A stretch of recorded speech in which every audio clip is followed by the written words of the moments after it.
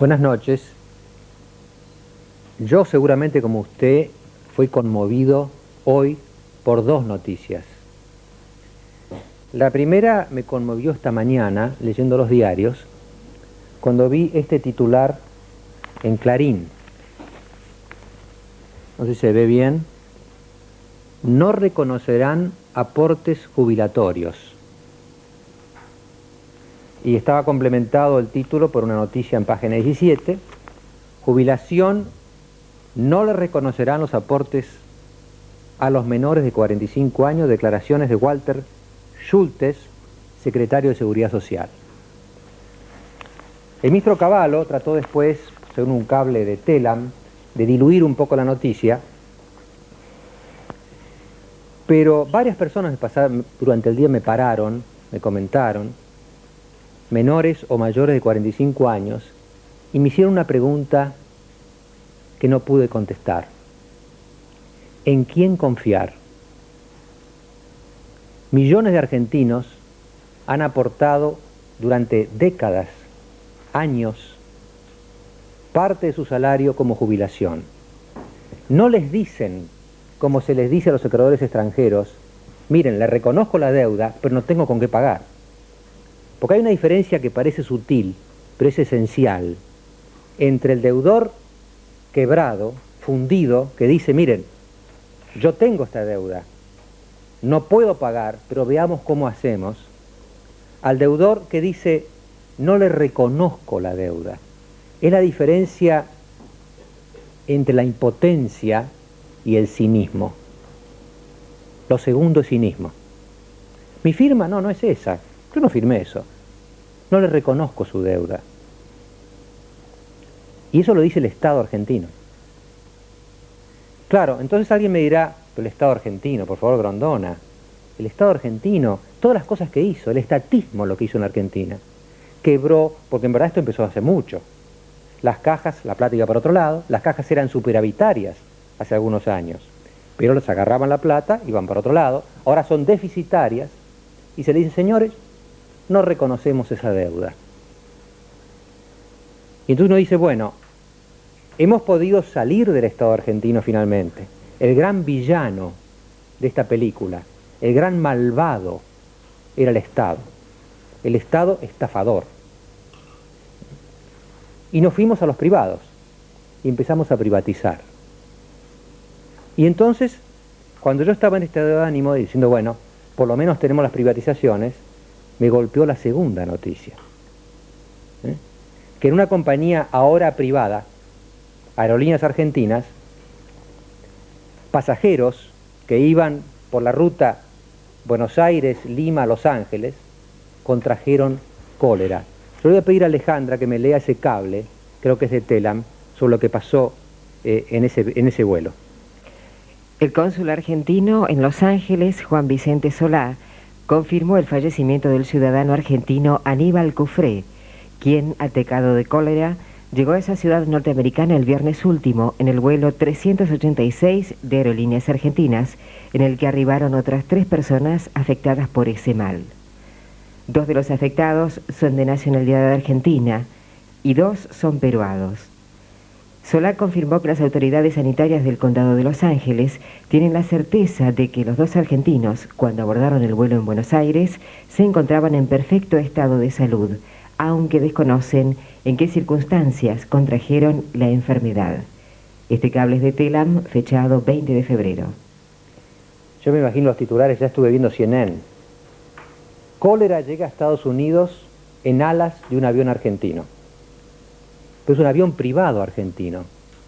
Me dirán, bueno, pero en realidad los alimentos los habrán subido en Lima.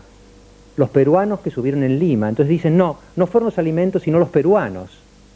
Pero los dos subieron un avión cuya responsabilidad estaba en las manos de las Aerolíneas Argentinas. ¿Por qué no cerraron? Ya cerraron la ruta a Lima, ya la cerraron ahora. ¿Por qué no cerraron ayer? Además, Aerolíneas Argentinas tiene otros problemas, muchos problemas. Ustedes vieron esos aviones que se despistaron, que tuvieron emergencias. Yo voy a pedir a Alejandra que lea un artículo, una pequeña nota de la revista Somos, donde Alberto Natale, el diputado Natale, hace una pequeña lista de 7 incidentes recientes ocurridos con los aviones de aerolíneas? A. En México, un Boeing 747 tuvo problemas de temperatura en el motor al encontrarse en la fase 1 de despegue, que finalmente se abortó. Otras fuentes dijeron a Somos que en esa oportunidad estallaron 4 neumáticos. B. En Ezeiza, otro Boeing 747 soportó alta temperatura en el despegue y tuvo además una caída de presión de aceite en una turbina. El piloto debió arrojar el combustible desde el aire antes de aterrizar nuevamente. C. En San Pablo, Brasil, hubo problemas de arranque en el motor de un Boeing 747 que debió volver al espigón. D. En Madrid, una aeronave tuvo problemas de temperatura y debió regresar en ferry, es decir, sin pasajeros. Otras fuentes aseguran que en el viaje falló una turbina. E. Un avión Boeing 747 alquilado temporalmente tuvo varios incidentes, incluyendo 2 alarmas en el despegue. ¿En quién se puede confiar en nuestra Argentina? ¿Quiénes son dignos de confianza? Ni el Estado, ni aquellos a quienes el Estado confió el manejo de lo que él antes manejaba. Yo quizá podría terminar este comentario aquí y decir dramáticamente, y terminarlo con esta pregunta: ¿en quién se puede confiar en la Argentina de hoy? Sería irresponsable. Trataré de dar una pequeña solución. Nos equivocamos una vez, estamos a punto de equivocarnos 2 veces. Durante varias décadas, la Argentina fue estatista. Creyó todo en el Estado. En el Estado que ahora dice: ¿ustedes aportaron? No me acuerdo. Ahora la Argentina está privatista. Y está confiando exclusivamente en sacarle todo al Estado. Pero las compañías privadas pueden ocurrir cosas como las aerolíneas. ¿En quién podemos confiar? A mí me parece que es una pregunta importante para ubicarnos en cómo se organizan las naciones modernas que tienen éxito en el mundo de hoy. ¿Saben quién confían? En nadie en particular. Nadie es confiable singularmente. Si usted confía todo al Estado, termina en el despotismo, en el estatismo y en la corrupción más generalizada. Pero si hace la ley de la selva, termina en esto otro que hemos visto y podríamos ver mucho más: la irresponsabilidad privada. Los estados que se han organizado seriamente construyen una red de controles recíprocos. Los privados se ocupan de lo suyo, vigilados por el Estado. Y el Estado gobierna vigilado por la prensa y por los ciudadanos. El Ejecutivo por el Congreso y todos por los jueces. Todos ellos por el voto de los ciudadanos. Y todo lo que manejan los privados, regulado por un Estado que no está en la Argentina. Porque el Estado que antes manejaba todo, ahora se está como disolviendo y no controla a nada. ¿Controla el Estado aerolíneas? ¿Quién me garantiza que los privados hacen lo que tienen que hacer? ¿Quién me garantiza la lavandina en la Argentina de hoy? Entonces, para no terminar este primer comentario del programa con una nota negativa, diría: la única manera de volver a confiar es no confiar en nadie en particular. Los argentinos somos desmesurados, nos vamos de un extremo al otro, estamos yéndonos del estatismo al privatismo. Pero ¿saben lo que pasa? Son todos hombres, los burócratas y los empresarios, con sus pasiones, con su codicia, con sus fallas. La única manera de construir un sistema es elaborar, tejer una red de confianza a través de la cual todos se controlen a todos y nadie tenga todo el poder. Esta tarea está intacta en la Argentina de hoy, está sin hacer en un país donde por ahora no hay manera de confiar.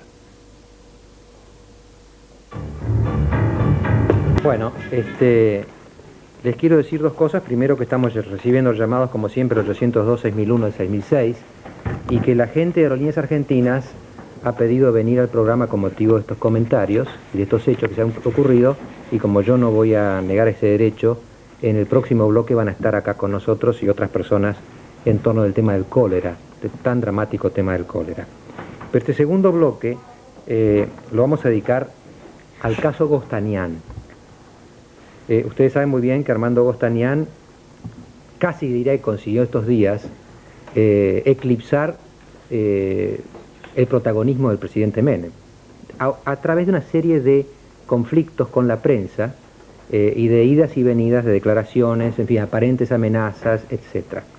Les quiero aclarar que Armando Gostanián está mirando este bloque y va a estar en el teléfono hacia el final de él contestando lo que podamos decir de él. Traté de que viniera aquí, pero va a estar del otro lado del teléfono. Pero primero querría presentarles, diría yo, al héroe, si se puede hablar así, al héroe de este bloque, que es un joven estudiante de economía que se llama Javier Macra. Ahí está Javier Macra, que tuvo el mérito, creo yo, de descubrir los primeros billetes con igual numeración que hay en la Argentina. Macra, ¿cómo fue eso? Bueno, en la empresa en donde yo trabajo, una persona vino a pagar, un cliente, el cajero recibió la plata y como eran ladrillos, si se puede decir, de billetes, de 100 billetes, al contarlos miró los números para guiarse. Al mirar los números ve que dos números se repetían. Yo los billetes los tuve un momento muy corto en mi poder, los pude ver, los pude palpar. Después la empresa decidió no tomarlos, se los devolvió a la persona que los había traído para pagar. Y bueno, decidí hacer la denuncia. ¿Y qué pasó con la denuncia? Me citaron del Banco Central, el jefe del departamento de emisión, para, bueno, investigar el hecho. Como yo no tenía los billetes en mi poder, no se podía clarificar mucho el hecho. No tenía la numeración tampoco y no tenía la serie. Convenimos, se hizo un acta en el Banco Central de que los billetes eran falsos porque por dichos de la persona que los recibió eran serie B, que todavía no estaba impresa. Puede ser también que hayan sido serie R, que es reposición, pero eso, bueno, al no tener los billetes no se puede comprobar. Es decir, que era su palabra. Sí. ¿Usted no tenía prueba material de eso? No tenía ninguna prueba. ¿Y el Banco Central qué hizo? Escribió un acta el señor Avilés que me entrevistó, en donde conveníamos que, bueno, los billetes eran falsos. Esta fue una nueva, diría yo, un nuevo conflicto en torno de Gostanián. El primero había sido, ¿se acuerdan ustedes? Una nota en la revista Somos, donde una periodista, Olga Warnat, dijo que en una gira anterior Gostanián había intentado, no sé, propasarse con ella. ¿Ustedes se acuerdan que lo dijo acá mismo en hora clave? Quizá podemos dedicar unos segundos a recordar esto antes de discutir el tema Gostanián con esta mesa. La mano sobre el hombro y me dice: nena, después de todo lo que te dije, ¿no te querés acostar conmigo? ¿Sabes la información que tengo yo? ¿O a vos no te gustan los hombres? Le dije: discúlpeme, Gostanián, pero usted es muy poco serio. Como funcionario del gobierno, muy poco serio. Yo, en mis años de periodista, soy una profesional, nunca tuve que recurrir a ese método para conseguir información. Ahora, bueno, él estaba ofreciendo más información a cambio de algo. A cambio de eso. Me dijo en un momento incluso: ¿sabés la plata que cuento yo? Yo hace mucho que cuento billetes en este tono. Una situación bastante desagradable. Yo realmente lo tomé como una grosería de un señor maleducado. El problema es que este señor maleducado es titular de la Casa de la Moneda. Estaba pensando en el presidente Menem, entonces se hablaban, ¿no? Con amigos así, ¿quién necesita enemigos? El amigo Gostanián y el enemigo es Ernesto Muro y Página 12, porque la última fue con Página 12. Así. Tuvo él un conflicto con Gabriela Cerruti, que estaba, creo que quizás la sacamos por teléfono, estamos tratando de localizarla en Europa, y de su versión, Muro. Mire, bueno, el conflicto con Gabriela fue con Gabriela, pero casualmente yo estuve hace pocos minutos con Gostanián, estaba también el diputado Zamora. Le pregunté si él mantenía las declaraciones amenazantes que había hecho contra Página 12, y él dice que no hizo ninguna declaración amenazante. Yo le pregunté, pero si esto salió publicado en todos los diarios, ahí se reflejó en toda la prensa, incluso en las radios. Y él dice que no. Incluso me tomó de la mano y me dice, no, yo no voy a reventar a nadie. Bueno, así no se puede seguir argumentando, digamos. Lo cierto es que un funcionario que está señalado por algún defecto en el ejercicio de su función, reacciona contra un periódico, que en realidad lo único que hizo fue exponer como hecho nuevo un dato que consiguió mi compañera de trabajo, Graciela Moskowski, es decir, una nota firmada por el señor Avilés, donde decía que las argumentaciones de Gostanián respecto de por qué se habían impreso billetes gemelos no tenían sentido. Avilés es quien recibió la denuncia de Macra. Exactamente. Y es el jefe del departamento de emisión. Bueno, lo nuevo periodísticamente era que apareció una carta firmada por un funcionario responsable del Banco Central diciendo que era imposible que se hubieran trabado los contadores y que las explicaciones que dio Gostanián no tenían sentido. Nosotros en el diario lo que hicieron fue publicar esa primicia, incluso Graciela consiguió que Avilés reafirmara en un reportaje que él había firmado esa carta.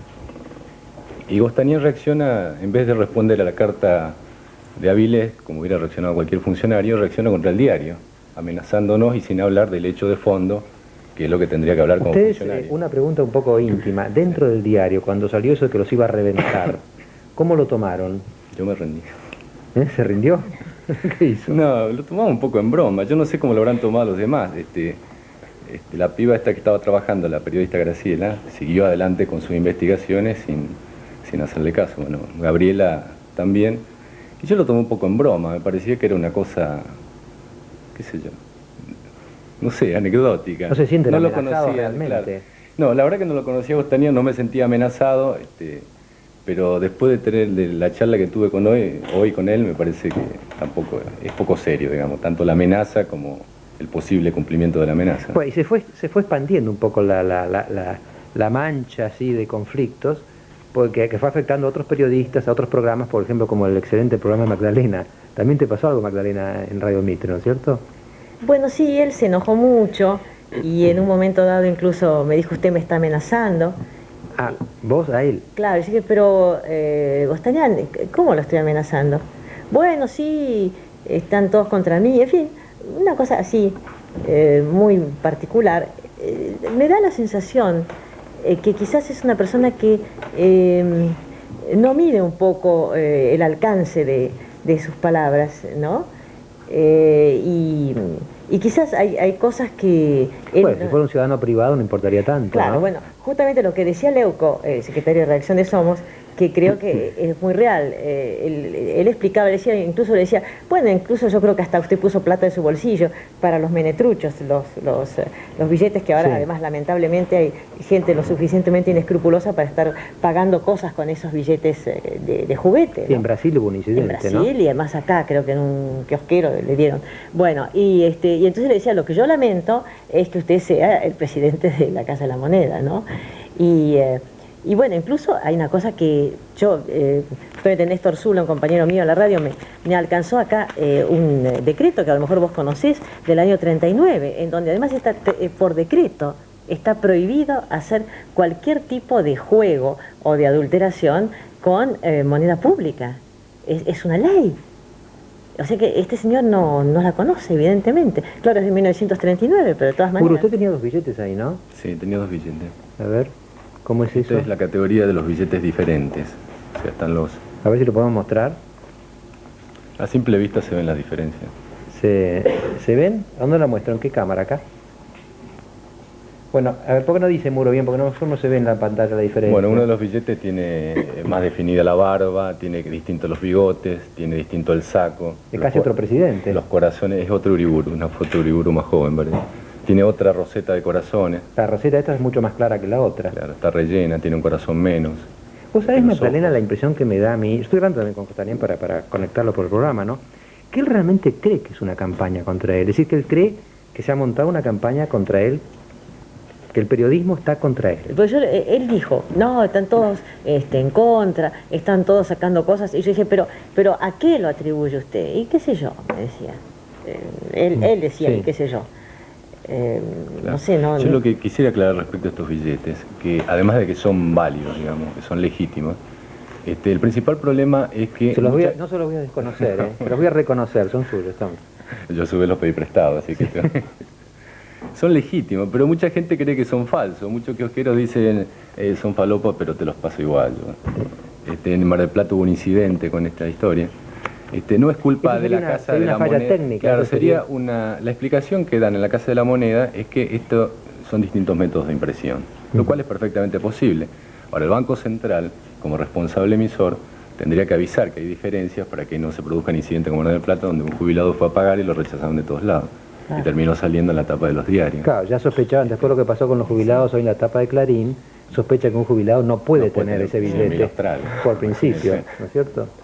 Totalmente. Zamora, usted fue el que más se peleó con Gostanián, diputado Sí. Zamora. Sí, realmente todo esto está originado en un pedido de informes mío del 11 de febrero. Yo tengo dos aspectos en este sentido. El primero es político. Yo creo que un presidente de Casa de Moneda no puede imprimir estos menentruchos, a pesar que cree que le hace un bien al presidente, le hace mal un mal al presidente y al país.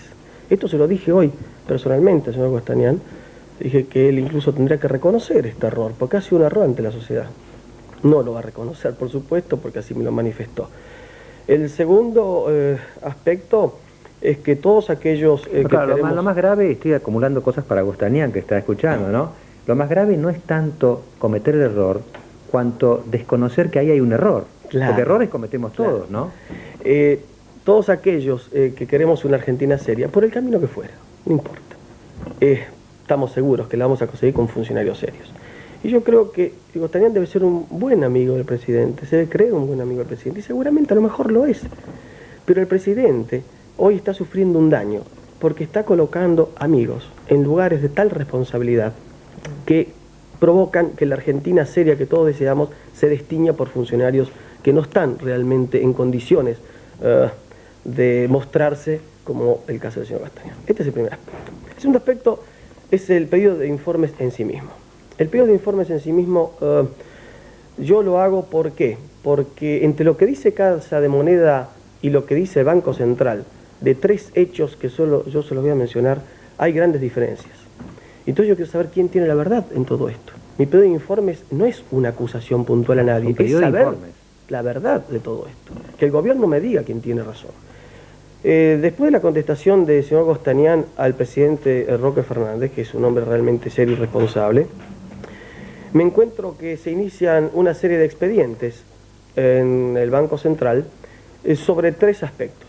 El primer aspecto es la queja del Banco Central por haber recibido desde Casa de Moneda partidas de hasta 800.000 ejemplares que tuvieron que rechazar.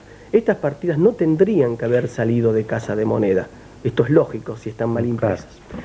El segundo aspecto es el arqueo que hace el Banco Central en el año 90, donde se encuentra con mermas de papel que van desde valores muy bajos en los billetes de menor valor hasta el 23% de merma en billetes de 500.000 australes. ¿Qué quiere decir merma? Que el Banco Central le entrega una cantidad de papel para que impriman, Casa de Moneda le tiene que devolver los billetes impresos y le tiene que devolver aquellos billetes que es sobrante. Lo que anduvo mal, claro, y todo el saldo. Claro. Y se faltó un 23% en eso. Claro, se notan porcentajes muy elevados. Y el informe interno del Banco Central, este expediente que abre, dice que los estándares tienen que oscilar entre el 3,5 y 5% en lo que respecta a merma. O sea que vemos 5 o 6 veces diferencia según el tipo de billete. Yo creo que esto es de mucha gravedad por la pérdida incluso económica. Marca una negligencia en la conducción. Y el tercer aspecto son los billetes que aparecieron repetidos. Hoy estuvimos en Casa de Moneda. Estuvimos con el diputado Bailac también. Realmente la explicación, yo tengo que ser muy justo, me gusta ser así. La explicación que nos dio el jefe de taller, creo de la parte de impresión de números, yo desde el punto de vista técnico como ingeniero le puedo asegurar a Mariano que la acepto. La acepto, es lógico, puede ocurrir eso en esa máquina impresora.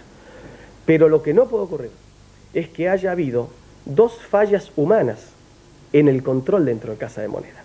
Porque fíjese que el muestreo que hace el Banco Central y detecta estos billetes duplicados, es un muestreo, como bien lo dice el informe interno del Banco Central. ¿Estamos seguros que no se repitieron fallas de este tipo?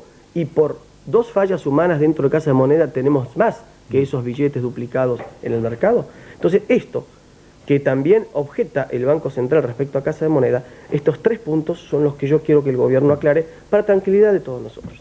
Tal vez sí, Mariano. Yo me permití traer una fotocopia de la carta que el presidente del Banco Central le dirige al señor Gostanián el 21 de agosto del 91. Tan es así que el doctor Roque Fernández tiene una absoluta conciencia de lo que eso significa como impacto en la opinión pública, que es lo que el diputado dice. Golpea la credibilidad. Claro, porque le dice, por ejemplo, esto, perdón, es muy breve el párrafo que marqué. Como es de su conocimiento, le dice Roque Fernández a Gostanián, la opinión pública ha sido informada reiteradamente de supuestas emisiones duplicadas y a pesar de que en todos los casos tales denuncias no aportaron elementos probatorios y por contrario, imperio, sí billetes con numeración adulterada, existe un grado de sensibilidad y descreimiento, que era lo que vos decías, sobre esta materia, como lo prueba una nota remitida por un particular al señor ministro de Economía y Obras y Servicios Públicos en fecha reciente. Y frente a tal cuadro de situación, no escapará su análisis que de ingresar billetes con numeración repetida al circuito operativo y ser detectados por un particular, la sospecha acerca de una impresión paralela contarían con la prueba suficiente y resultaría en extremo complicado explicar que se trata de una falla. Esto le dice el presidente del Banco Central el 21 de agosto del 91. Hace algunos meses. Sí. Señor Gostanián, lo saludo, ¿me está escuchando? Sí, ¿cómo le va, Brandona? Bueno, usted habrá Le visto... pedía, por favor, que lea la carta que yo le mandé a Roque Fernández, porque se queda con la primera y la segunda no la lee. Porque me parece lo más justo que también lea la contestación. Acá está. Porque todas son preguntas, no nada más. Léala, por favor. Acá está. Bueno, es un poco extensa, tampoco hemos Bueno, leído... pero léala que es importante, porque No hemos ahí... leído tampoco toda la del doctor Roque Fernández. Bueno, lee el párrafo que te parezca más conducente. Claro, usted... No, yo se lo voy a explicar, Grondona. Bueno, explíquela. La carta que yo le mando a Roque Fernández, en la cual le explico que esto no es cosa del presidente del Banco Central ni de la Casa de la Moneda, sino es un problema de la línea, en la cual él tiene que entender que la línea tiene que arreglar estos temas. En una palabra, a Roque Fernández le ponen 2 billetes iguales, confeccionados,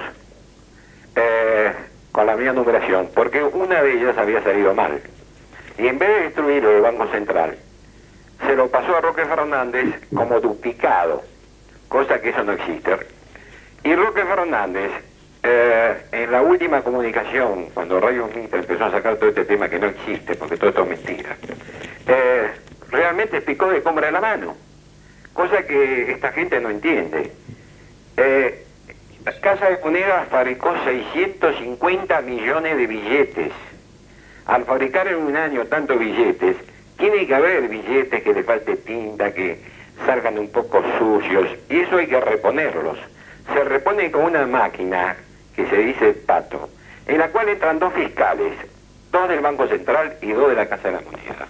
Y ahí se repite el billete que salió mal.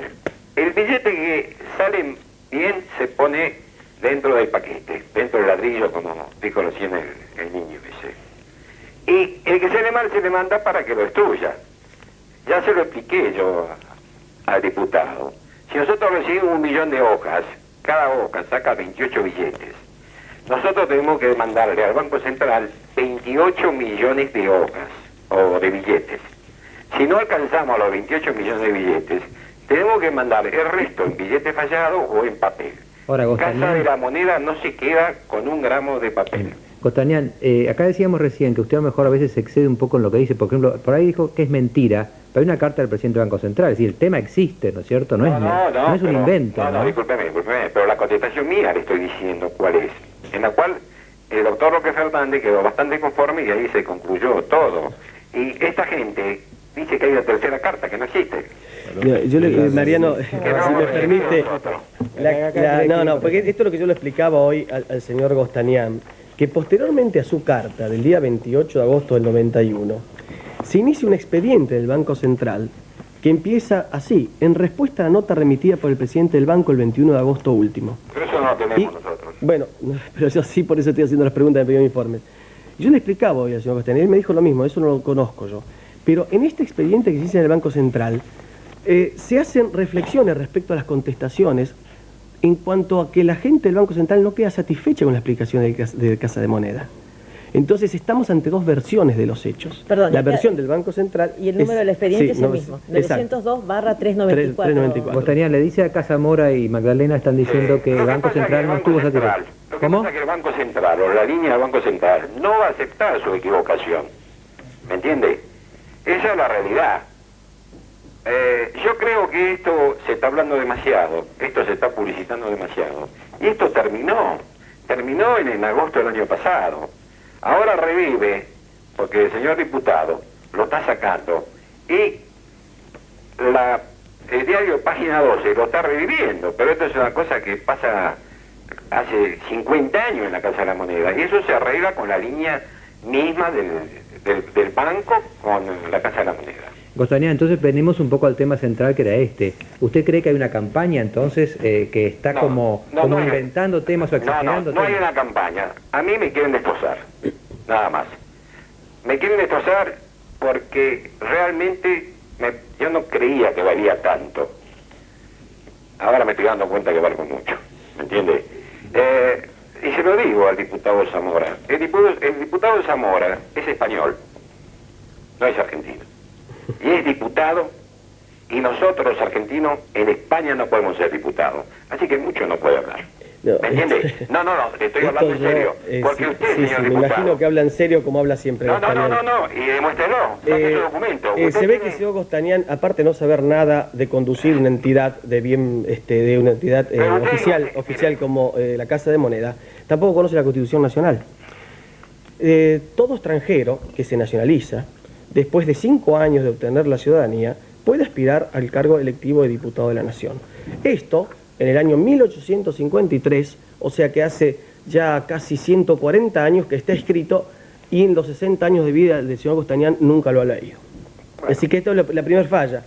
Después, yo quiero recordar también, y en defensa de aquellos inmigrantes que vinieron, que ayudaron a hacer grande esta patria, como seguramente serán los padres del señor Bostañán, que tiene un apellido que no es justamente un apellido criollo, y que seguramente él con toda muy buena voluntad está queriendo hacer patria. La hace mal, pero está queriendo hacer patria quizás.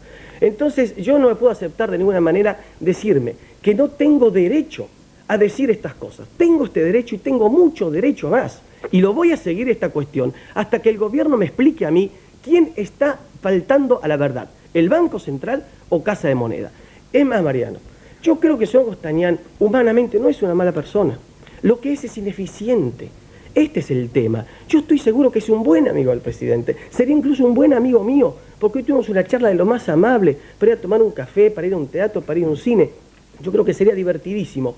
Pero no podemos, por ser amigos del presidente y divertidos y fascinantes quizás en la conversación particular, ponerlo de funcionario de nada más ni nada menos que de titular de Casa de Moneda. Vamos a darle un poquito de derecho a Bostañán. Sí, hágame el favor, porque la verdad que tengo otra cosa más para el diputado.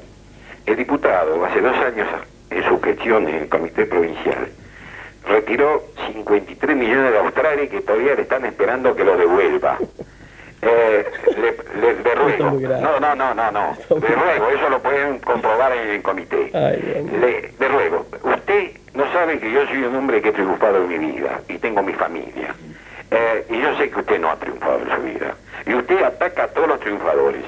Yo no le puedo permitir a usted lo que usted me está diciendo, porque usted no sabe quién soy yo. Yo, gracias a Dios, he triunfado. Y he llegado a tener un amigo que en mi vida pensé que iba a ser el presidente del país. Con eso también he triunfado. Y usted no puede estar atacando los Menem truchos, los billetes que no existen y todas las cosas para formar el show que usted quiere formar para las próximas elecciones suyas. Yo voy a usted, lo invité a tomar un café, pero usted del café abajo tuvimos 60 fotógrafos, todos los diarios y todos los medios para que usted sacara pecho. No haga ese juego conmigo. Zamora me molestó mucho porque yo a usted lo invité a la Casa de la Moneda como para mostrarle de que nosotros somos gente honesta y seria. Usted no lo tomó así. Usted me llenó la Casa de Moneda de periodistas, que uno lo puede hacer. Si yo a usted lo invito a mi casa, usted no puede traer todos los periodistas a mi casa. Discúlpeme, Zamora. Yo esto se lo digo, ¿sabe por qué, Zamora? ¿Sabe por qué se lo digo? Usted no puede ser tan cruel con la gente. Yo no soy un fracasado. Yo soy un hombre que he llegado en mi vida, y más le digo una cosa, si he llegado al lado de un presidente, eso es lo que más me pone orgulloso. ¿Me entiende? Usted no puede decir que yo soy un mal presidente de la Casa de la Moneda. ¿Sabe? Me dijo que soy un sainete, que soy un payaso. Usted, ya se lo dije, la Casa de la Moneda en el primer ejercicio, esto ya está de más. Hemos ganado 27 millones de dólares en el año 90. Y en el 91 no hemos terminado ejercicio y también llevamos la casa en ganancia. Cosa que 6 años atrás no ocurría, hasta 6 años atrás. Si usted entonces no toma los numerales y usted califica un pequeño problema que hubo en la Casa de la Moneda del Banco Central y con eso usted se cree que va a ser proselitismo, está equivocado. Gostanian, perdón, Mariano, porque ha dicho una cosa sobre mí va a tener su momento, serio. Va a tener su momento. Se nos va acabando el tiempo, porque claro, siempre lógico. Pero espere, Gostanian, yo ahora le querría plantear yo un tema y después vamos a ver esta metodología. Yo le voy a plantear un problema a usted y después le voy a pedir a cada uno de los que están aquí que haga un minuto. No, usted... yo le puedo contestar también lo de la revista Somos, porque usted sacó en el programa la revista Somos. Yo no la conozco, esa periodista. Además, pues esa periodista... ¿Me dice que viajó con usted en varios lugares? No, ni lo conozco, ni le llevé el apunte. Se sentó al lado mío en el helicóptero con 14 personas y dijo que yo le hice un acoso. Está loca la chica. Además, vea, usted misma la puede ver en la foto, pobrecita. Si hubiera sido un poco más linda todavía, le hubiera dicho una... Eso es una infamia. Usted es un grosero, Gostanian. Usted es un mal educado. No, porque usted me está atacando también. Pero claro que lo estoy atacando porque usted es un mal educado. Además, me hago solidaria con la colega de Somos. Usted es un mal educado y no es un caballero. Eso es lo que le quiero decir. No puede ser un caballero porque esa chica miente. Y usted está al lado de una persona que miente. Y entonces tampoco la acepta usted. Porque ella escúcheme, señor Gostanian, a mí me da exactamente lo mismo que usted no me acepte a mí.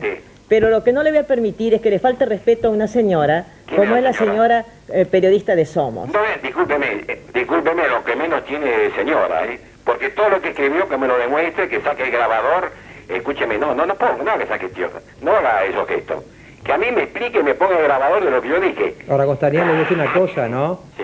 Disculpe una cosa, Rondona, yo no fui al programa suyo porque no me siento bien. ¿Entiende? Por eso estoy en casa y lo atendí. Yo digo que yo nunca me defendí en nada porque yo creí que esto es una cosa pasajera. ¿Me entiende? Esto está armado contra Gostanian. Porque es tan importante.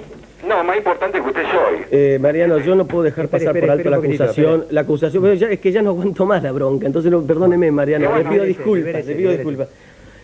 Tampoco sabe, señor Gostanian, cómo funcionan los partidos políticos. Yo fui presidente de la UCD Provincia de Buenos Aires, con el orgullo de haber completado el partido en toda la provincia, después que era un partido muy pequeño. Tengo muy poco tiempo. Y entregué, pero entregué el mando al doctor Hernán Luna.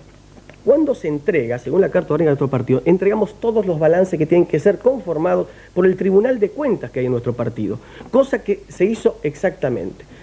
Jamás me quedaría con un solo centavo de nadie que no sea mío. Yo no voy a entrar en cuestiones personales con el señor Gostanian, porque no merece que me ocupe de él, porque yo creo que con las cosas que le hemos escuchado hoy, toda la ciudadanía sabe que es un inimputable. Entonces a los inimputables no hay que dirigirles mala palabra. A pesar de lo cual, a través de mis abogados, le voy a iniciar una querella por calumnia por lo que acaba de decir públicamente. Y también explique la compra de su piso en la calle Alvear, después de tener su casa de country y el piso que compró en la calle Alvear. También explique eso con su abogado. Escúcheme una cosa. Qué barbaridad. Usted habla de inteligencia, pero yo también. Usted no me puede atacar a mí. Qué barbaridad. Gostanian, le hago la última pregunta porque ya esto... No, lo que pasa, Grondona, yo no quería ir ni quería hablar porque yo sé cómo son todas estas cosas. En primer lugar, va a defender al periodismo. La primera periodista mintió. La segunda periodista armó todo el programa. Yo me enojé con la niña esta Cerruti porque a mí, un día antes que salga en primera página, me llama a las 3 de la mañana para ver si salgo o no en primera página de página 12. A las 3 de la mañana. Y ella lo declara el domingo en la página en que yo salí. ¿Qué quiere decir esto? Digo, pongan lo que quieran, hagan lo que quieran. Yo no tengo nada con página 12. Gostanian, yo le Todo haría lo contrario, lo recibo en mi casa. Le haría una última pregunta, Gostanian. Sí. Usted ha dicho varias veces en el curso de este anómalo diálogo que hemos tenido, que usted está muy orgulloso de ser amigo del presidente, ¿no es cierto? Sí. Lo que le voy a preguntar yo, todavía no me conteste, porque viene apoyado en ciertos datos, es si su amistad al presidente no le significa un costo político que lo obligaría a usted como amigo a renunciar. Y le digo por qué. Acá hay una encuesta que hemos hecho a la gente, y fíjese lo que contestó la gente. Leopoldo. Sí, la gente nos dijo que debería desprenderse el 62,3% y que no el 37,7%. Es decir, hay un 62% de la gente que dice que Menem... Es más importante el 33%, Grondona, porque con el 33% puedo levantar, con el 66% puedo Usted con el bajar. 33 está contento ya. No, yo estoy contento, tengo el 33% a favor, eso es bastante. ¿Sabe lo que pasa, señor Grondona? El primero que quiere que yo me vaya es el diputado que tiene sentado al lado suyo porque le codicia la Casa de la Moneda. Para él sería una... No, se ría. No se ría porque su risa falta. Me río porque usted es gracioso. No, ¿Qué quiere que le hablando diga? en serio. No lo puedo tomar, no lo puedo tomar en serio, Gostanian. No lo puedo tomar en serio. Realmente es lamentable lo que ha dicho. Pero es lamentable todo lo que ha dicho, Gostanian. A mí me da pena. ¿Sabe qué? Me da pena. Realmente me da pena. Pero no lo tape, no lo tape. Él tiene derecho de hablar porque... Qué bárbaro. Y dígame una cosa, Gostanian, terminamos con esto. Lo que te quiera. Usted es amigo de Menem. No, usted dice que Zamora está deseando que usted renuncie. Sí, Acá le decimos que el porque quiero ser 62% de la gente también. ¿Qué sentiría usted si mañana Menem le pidiera que renuncie? Me voy, señor. A mí Menem me dijo que fuera en la Casa de la Moneda, como hombre de confianza. Y si Menem me dice que me tengo que ir de la Casa de la Moneda, yo me voy un día antes.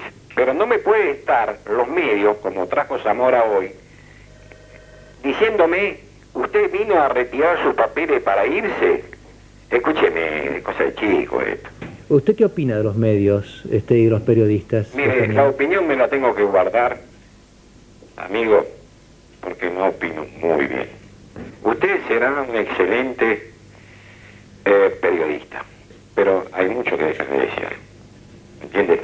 Bueno, ¿alguien quiere agregar algo? ¿O no quieren agregar nada? ¿Usted quiere decir algo? No, solamente que el tema central me parece que es que además de la amistad con el presidente, que es un método legítimo para llegar a la función pública, una vez que es nombrado, es un funcionario público, que administra cosas públicas, y por lo tanto, cuando se plantea una cuestión como esta, donde por ahí hay una explicación real o verdadera, como dijo Zamora, sobre un problema técnico, y bueno, tiene que darle explicación. No se puede enojar con los periodistas, amenazar a los medios, esa no es la función de un funcionario.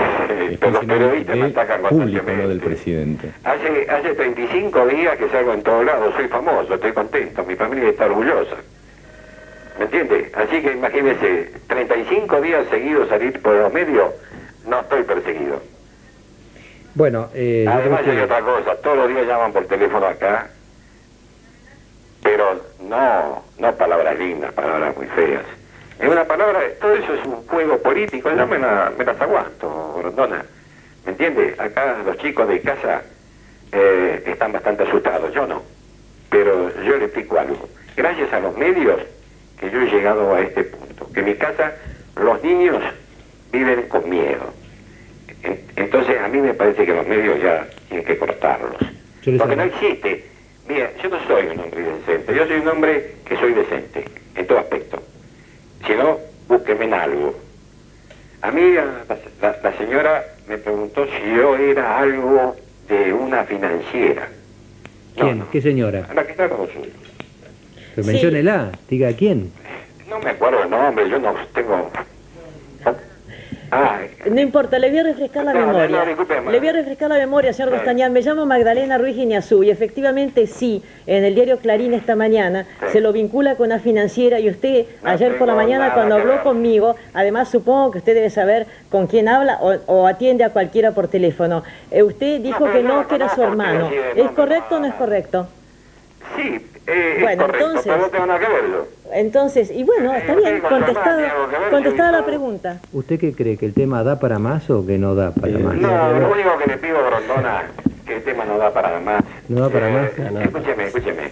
Bueno, yo creo que yo ya... puedo seguir aguantando un año más. El día que el presidente diga Gostañán, váyase, yo me voy al segundo. Sí, pero la cuestión, Gostañán, era esta otra. Si usted no tendría que decirlo a usted, al presidente. No entiendo. Si usted no tendría que decirle al presidente que usted hoy es una carga política para él.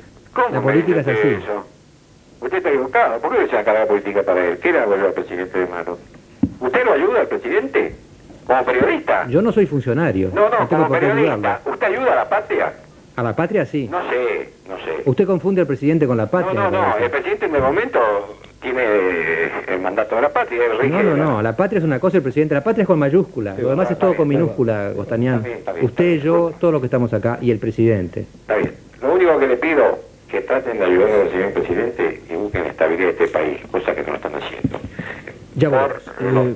Mariano, yo quisiera, perdón, si me das 10 No segundos. tenemos más tiempo. No, pero es muy rápido. En función de lo que acabo de escuchar de las barbaridades sobre mi persona que acaba de decir, creo que voy a acompañar un proyecto que firmaron un grupo de diputados pidiendo que se vea la posibilidad de hacerle un análisis psiquiátrico al señor Gostañán. Esto lo han firmado otros diputados que no soy yo. Son muchos diputados. Y me voy a ver, evidentemente, obligado a acompañar en la firma de este proyecto. Usted, me parece. Yo lo único que quiero aclarar de nuevo, que no identifico a Menem con la patria, ni a Alfonsín con la patria, ni a Perón con la patria, ni a Magdalena con la patria, ni a mí con la patria. Ya volvemos. Yo creo que una de las ventajas de la televisión es que usted la recibe la verdad o lo que es sin intermediarios. Si usted lee un diario, una revista, siempre hay un periodista que escribe entre medio del que habló y el que lee. Acá usted vio todo. Escuchó a Gostañán, vio a sus principales, digamos, interlocutores y usted se puede formar su propia impresión. Están lloviendo llamados telefónicos, lloviendo. La tenía Gabriela Cerruti del otro lado, en Europa, pero no podíamos entrar porque estaba la otra línea telefónica cubierta con Gostañán. Voy a ver si puedo dar los llamados después, estoy muy atrasado en el programa, tenemos muchos temas todavía, pero el tema sigue ahí flotando. Este bloque es sobre el cólera. La impresión que tuvimos del último programa acá es que el cólera se va ampliando. Es decir, primero pensamos, son los indios del Pilcomayo, del Bermejo, y se acuerdan que el jueves pasado tuvimos un acto como de contrición diciendo que no son seres humanos, no son argentinos, pero pareció una cosa así muy ahí. Después de eso vinieron varias provincias más, hubo un caso en Córdoba, un caso en el Gran Buenos Aires, y el caso del Gran Buenos Aires, y ahora tenemos el problema de los pasajeros de aerolíneas, acá está la gente de aerolíneas para explicar su posición. Y ustedes recordarán que hace unos días cayó una señora en Bellavista, si no me equivoco, ¿no es cierto? Sí. En Bellavista, un barrio más o menos de clase media, y el titular de la señora está ahí en cámara, Helvecia de Bordón, y la gente dijo, es clase media, es decir, ya no es los indios del Pilcomayo, ya no es la miseria, no es la pobreza, también es la clase media, es decir, esto se expande, esta es la sensación. Yo por eso lo invité aquí al doctor Enrique Pilorgé, que fue quien atendió a la señora de Bordón. Y doctor, lo invité porque a veces un caso concreto enseña más que todas las teorías abstractas. ¿Cómo fue?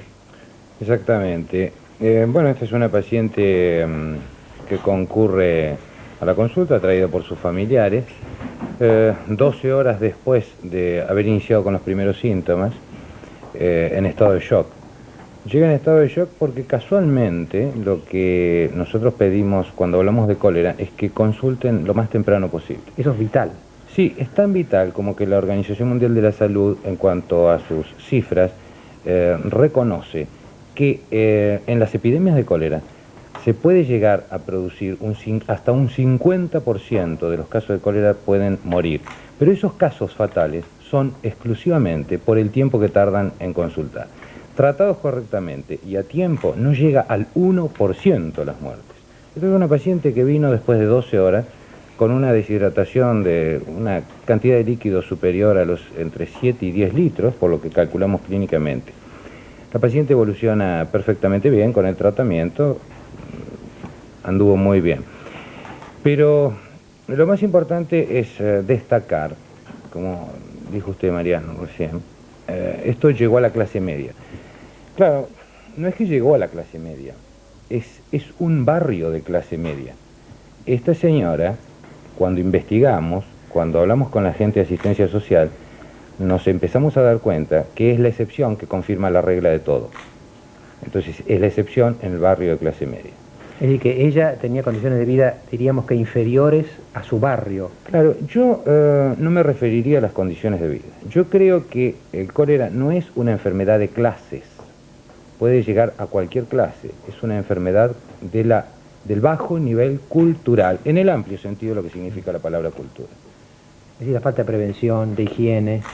Claro, porque simplemente casos concretos, vamos al caso de esta paciente, yo creo que aquí sí hay un montón de teorías cuál puede haber sido el origen. Si fue que comió la zanahoria, ¿por qué no la higienizó bien? Si la sacó de un lugar de residuos o no la sacó del lugar de residuos no tiene mucha importancia, claro. Porque si lo hubiera higienizado realmente como corresponde y lo hubiera esterilizado como corresponde o lo hubiera cocinado, mientras no esté podrida, no hubiera tenido ningún problema. Y aunque hubiera estado así, hubiera tenido otra enfermedad y no cólera. Si la causa fue por una contaminación, por agua, simplemente, también es un problema cultural. Si fue por contaminación, porque en realidad ella dice que tiene conectada el agua corriente, pero no la tiene porque la tiene puenteada, yunteada, también es un problema cultural. Es decir, que habría dos problemas culturales, doctor. Uno, la falta de prevención, y el otro, cuando aparecen los síntomas, no atenderse de inmediato. Exactamente.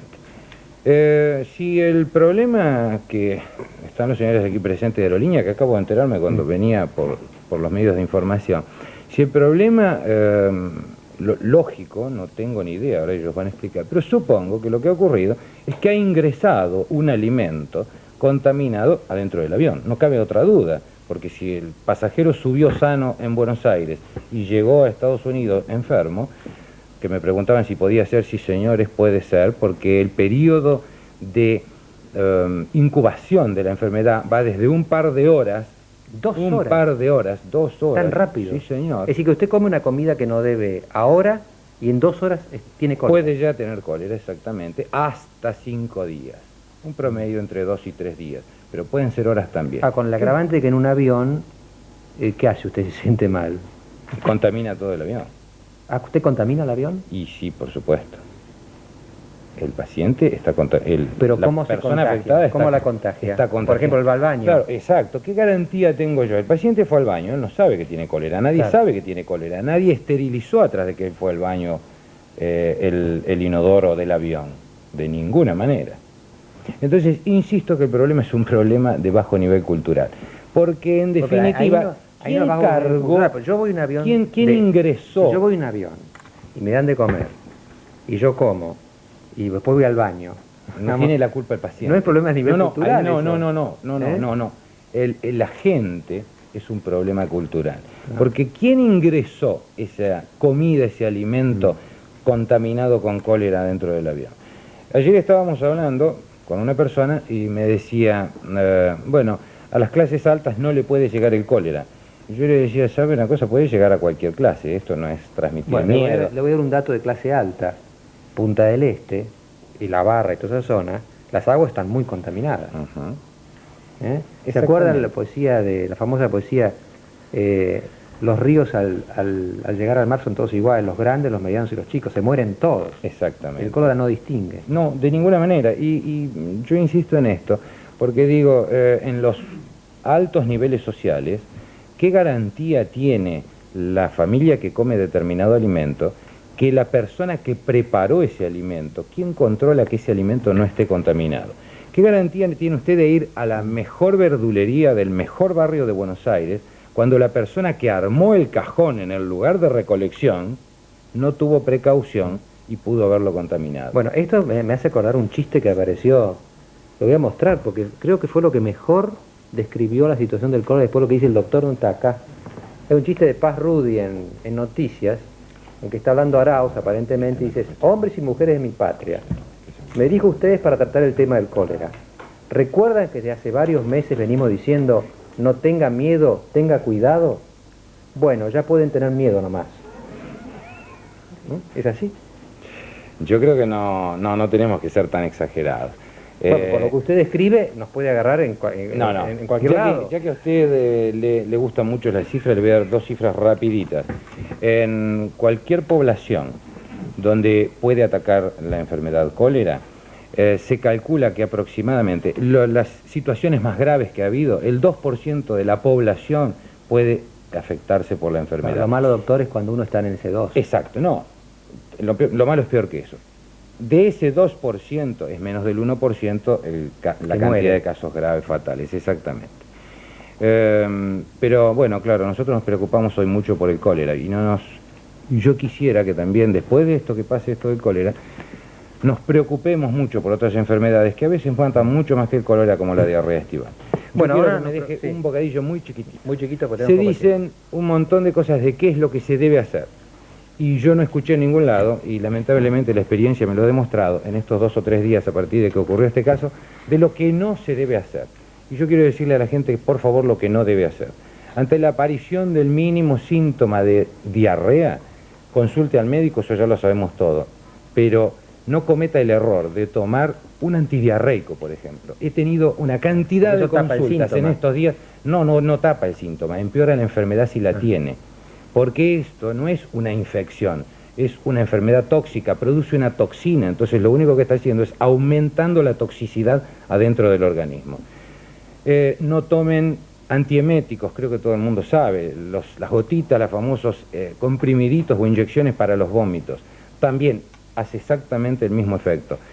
Anticolinérgicos, no me voy a poner a explicar lo que es eso, y fundamentalmente, no iniciar el tratamiento por cuenta propia. Yo acabo de dar de alta esta mañana un paciente que ingresó a la clínica creyendo de que él tenía cólera y lo primero que hizo fue a la farmacia, compró los comprimidos que se saben por todos lados su nombre comercial, agarró los 3 comprimidos, se los tomó y 12 horas después consultó a ver si tenía cólera. Eso es un disparate. Entonces, por favor, eso es lo que no se debe hacer. Gracias. Guillermo Suárez Laprida es director de Relaciones Públicas, Prensa y Publicidad de Aerolíneas Argentinas. Sí, ¿cómo le va, Mariano? ¿Cómo le va? No muy bien, preocupados. En la madrugada del día de hoy tuvimos una notificación vía el Departamento de Salud del Condado de Los Ángeles que se habían detectado en principio 4 casos de pasajeros de un vuelo nuestro del pasado viernes 14 de este mes que tenían síntomas de cólera.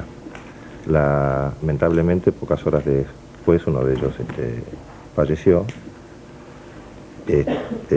Preocupadísimos por el caso la información que tenemos hasta ahora es que presumiblemente, según el Departamento de Sanidad del Condado de Los Ángeles, el contagio se produjo a través de comidas que se embarcaron en el aeropuerto de Lima. Nosotros como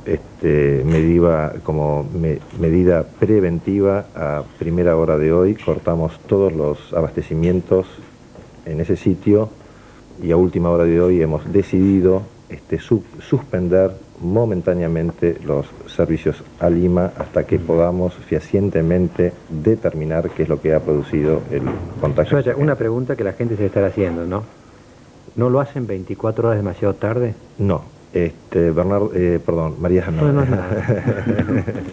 Le pido mil disculpas. Pero, la única que nos equivocamos con Bernardo es cuando estamos los dos, y entonces yo le digo Bernardo y me dice Mariano, si no siempre se confunde. Nosotros cuando se detectó el primer caso de cólera en el Perú en febrero del año 91, fuimos una de las pocas líneas aéreas que suspendió no solamente el abastecimiento en el aeropuerto de Lima, sino que no permitió que sus tripulaciones hagan posta en Lima y tampoco permitió el descenso de los pasajeros en ese aeropuerto.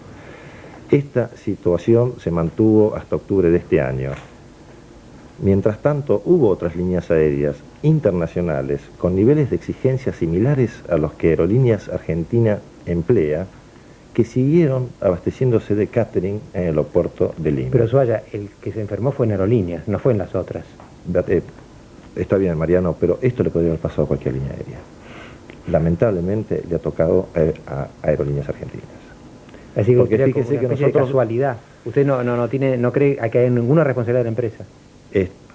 No, Mariano, pues yo le digo esto, nosotros durante 10 meses, hasta tanto las condiciones de higiene y salubridad de ese aeropuerto no nos demostraron que estaban dentro de nuestros estándares, no hicimos abastecimiento en Lima. Pero no estaban, la prueba está que se enfermó. Pero otras líneas aéreas durante ese periodo lo siguieron haciendo. Entonces, el problema acá, por ahí, no es un problema... No, sí, yo creo entender lo que él dice y es una realidad. El cólera no había entrado a Occidente hasta 1963. En 1963 ingresa por Indonesia a Europa, ¿no es cierto? Y una de las últimas epidemias es la del año 77-78 en Francia, Italia, España, y se debe a que lo ingresan por líneas aéreas. Lo que él está diciendo es que no es la primera línea aérea que corta un tramo por el peligro de la contaminación. En ese momento fueron muy importantes los casos, es reciente, del año 78, y claro, bueno, hay ejemplos, ¿no es cierto? Lo estoy comprendiendo nada más, lo que él está explicando, ¿no? No lo estoy justificando. Usted no puede, la última pregunta, si quiere responder a Roldán o a Suaya, pero la última pregunta sería esta. Suponiendo que Perú daba garantías que no cumplió en materia de provisión de alimentos, ¿no puede haber habido fallas en el avión sobre el control de esos alimentos? Porque esos alimentos llegan. ¿Y qué pasa con los alimentos? ¿Los dan así nomás o no? No es tan así. O sea, porque aparte, digamos, de los controles propios que tiene el aeropuerto de Lima respecto a sanidad e higiene, nosotros hacemos controles periódicos bromatológicos sobre la comida. Aparte de eso, la comida que ¿Ustedes no reforzaron ninguna seguridad? Se ha reforzado muchísimo, pero aparte le quiero decir esto. Sí, pero no reforzaron, pero el muerto murió, ¿eh? Está bien, pero escúcheme. Toda la comida que se sube a bordo es comida cocida. Es comida perfectamente cocida. Puede pasar de que un operario de la empresa de catering haya estado contaminado y al envolver la comida o al estar en contacto con la comida haya contaminado esa comida. Pero la comida de por sí no estaba contaminada porque es comida cocida. O sea, digamos, Aerolíneas Argentinas ha tomado todos los recaudos en este sentido. ¿Cocida no puede contaminar nada? Si está realmente cocinada, no, la comida, pero lo que él dice sí que puede haber ocurrido, ¿no es cierto? Tranquilamente. O sea, lo habitual que ocurra esto es en la distribución, lógicamente. Lo que decíamos otro jueves, ¿no? Finalmente alguien muere, ¿no? Yo querría también completar este bloque pidiendo, no sé si disculpas o qué, pero el otro jueves, en medio del programa, yo leí en voz alta el llamado a un oyente. Creo que podemos pasar esos pocos segundos que pasó. A ver, señor director. Involúcrense. Por ejemplo, Rodolfo de Caballito me dice, tema cólera. En Salta estuve allí hace poco, están entregando agua mineral marca Manera, y esta firma fue clausurada por un juez de Loma de Zamora porque era no bebible. Y esto hace un poco... Les quiero aclarar lo siguiente. El señor Izaguirre después llamó, que es el gerente general de agua mineral Manera, para decir que ellos primero no vendían en Salta, y segundo que no los habían clausurado en la Loma de Zamora, y tercero que tenían todos los controles bromatológicos correctos. Y bueno, me mandó una cantidad de carpetas, pero una cosa me dijo que a mí me sorprendió, aunque de verdad no me había sorprendido. La gente, después de este programa, al día siguiente empezó a devolverla, el agua mineral Manera, en todo el Gran Buenos Aires. Eso quizá habla un poco de la responsabilidad que tenemos los que manejamos estos medios, ¿no? Es una cantidad de gente devolvía el agua Manera, ¿no? Y no había manera de impedir que devolviera el agua Manera. Él me ha mandado una cantidad de carpetas, se lo doy a usted, doctor, si quiere, para mirarlas, ¿no? Donde yo no soy lego en la materia, y está lleno de controles, de certificados, de papeles. Sí, pero lamentablemente yo últimamente tuve, a raíz de este caso, un par de controles en mis manos, a raíz de preguntar si algún elemento que había ingerido esta paciente podría estar contaminado. Y tuve papeles certificados en mis manos como de falta de contaminación. Esto no tiene contaminación. Y bueno, y antes de venir al programa, la última información que tengo es que hay un elemento que yo había tenido un papel que decía que no estaba contaminado, lo mandamos a analizar y está contaminado. Entonces, algunos certificados no. Yo, honestamente, lo que no quise y no quiero es dañar un prestigio quizá bien ganado, como será el agua mineral Manera, y lo que le puedo decir al señor Izaguirre, que si me equivoqué, le pido disculpas. Yo no quería que las señoras devolvieran todo el agua mineral Manera, tampoco quiero que la gente sufra, y le digo una cosa y quizá podríamos todos hacer un acto de, no digo de contrición, pero sí por lo menos de contacto con la realidad.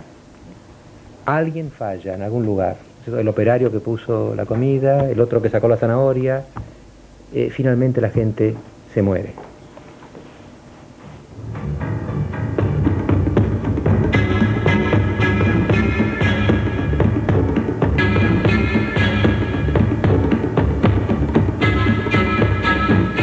Nos quedan temas muy importantes todavía, el caso de María José Cantilo, por ejemplo, y otros debates. Y además yo me hice una promesa a mí mismo, y ahora se la hago a usted, que es reservarme algunos minutos al final para que realmente hacer un resumen. Porque siempre, como me quedo sin tiempo siempre, en los tiempos de Bernardo, ya que hablaron tanto de Bernardo, yo tenía tiempo para el resumen. Ahora yo no me doy tiempo para el resumen, es así. Pero lo voy a tener, esta noche lo voy a tener. El debate que viene ahora es un debate de tipo institucional importante. Ustedes saben que en el Congreso hay varios proyectos de leyes muy importantes en este momento, que están suscitando un acalorado debate. Uno es la reforma impositiva, el famoso IEPE, ¿no? Sí, así IEPE que da, dicen IEPE y todo el mundo tiembla, ¿no? Que es el nuevo impuesto al excedente primario de las empresas. Realmente tienen imaginación los fiscalistas, ¿no? Se les ocurren cosas. Este es excedente primario de las empresas. Yo creo que alguna vez van a inventar ¿cómo sería? El ISPE, excedente secundario de las empresas, ¿no? Y así sucesivamente. Tengo una llamada telefónica y no quería dejarla pasar. Señor, tenemos muy poco tiempo, pero hay muchos llamados, pero por lo menos quiero pasarlo al aire. Dígame su nombre y lo que tiene que decir rápido, por favor. Bueno, mi nombre es Víctor Paz y quería comentar simplemente esto. Yo acabo de llegar desde México y paramos en Perú antes de llegar a la Argentina. En el bar que está en el aeropuerto de Perú, al que obligan a bajar a todos los pasajeros, sirven las bebidas sin lavar los vasos. O sea, si dejaron un vaso con Coca-Cola, perdón la publicidad, al que sigue, si pidió lo mismo, se lo vuelven a cargar y se lo dan. Yo vi esto, no lo podía creer, en un aeropuerto internacional, donde teóricamente tendría que haber una mayor higiene, donde teóricamente tienen que tener un nivel determinado. Están buscando en los alimentos que suben al avión, que pueda haber un elemento, pero el elemento está ahí. Obligan a todo el pasaje a bajar en Perú, y después de tanta cantidad de horas, todos automáticamente van a tomar algo. Yo no lo podía creer, tienen que analizar el tema desde el punto de vista del bar de ahí, de Perú. ¿Cómo es su nombre, señor? ¿Cómo? ¿Cómo es su nombre? Víctor Paz. Bueno, Víctor, en este programa están pasando una cantidad de cosas que tampoco las puedo creer yo, le aviso. Yo realmente me quedé asombradísimo, y ante el tema del cólera decía, esto no lo puedo creer. Y lo comenté con varios ahí en el avión, y igualmente alguna gente seguía tomando, porque no podían creer lo que estaba pasando. Bueno, la principal responsabilidad es los que les hacen ir a ese bar, me parece a mí, ¿no? Yo pienso que la aerolínea tendría que tener cuidado no solamente en el alimento que sube o lo que baja, sino cuando obliga a todo un pasaje a bajar en un lugar, que en ese lugar esté todo en perfectas condiciones, como para que no haya ningún tipo de inconveniente, ¿no? Víctor, le agradezco mucho su colaboración. Bueno, muchas gracias, Víctor. Hasta luego. Bueno, estamos en el IEPE. Diputado Baglini.